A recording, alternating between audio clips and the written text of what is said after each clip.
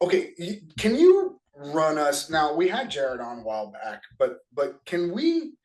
I would love to get the origin story from your perspective on how Pinnacle started and how it's kind of grown into what I think of as the most successful wrestling club in the country, and by that, the metric that I'm using is youth age level world championships because you got a lot.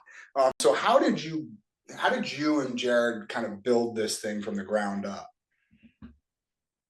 Yeah, Jared started when he was training like a kind of a once a week deal for youth on like a Sunday at the University of Minnesota, and then maybe a little bit for high school at like a high school and kind of a part-time while he was training type thing. And at the time, I we trained together. Like I was Greco, he was freestyle, but we are in the same practice room. So it was kind of the Minnesota Storm training together, so we knew each other. And then I was done, and he kept going, competing for like another 4 years. And during that time, I started working with him a little bit, just partly, upstairs, and then like some technique stuff of where I'd look at his matches and, kind of talk to him about, what I saw, just another view of, he was just trying to get better. So he was looking for input. Um, so, we knew each other through that. And I had coached a long time um, in a freestyle club.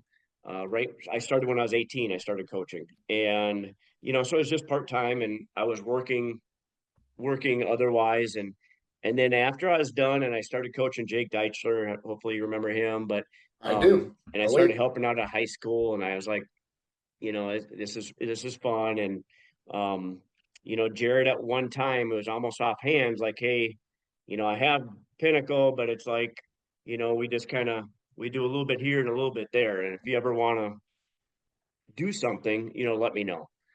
So Deichler made the Olympic team after senior year.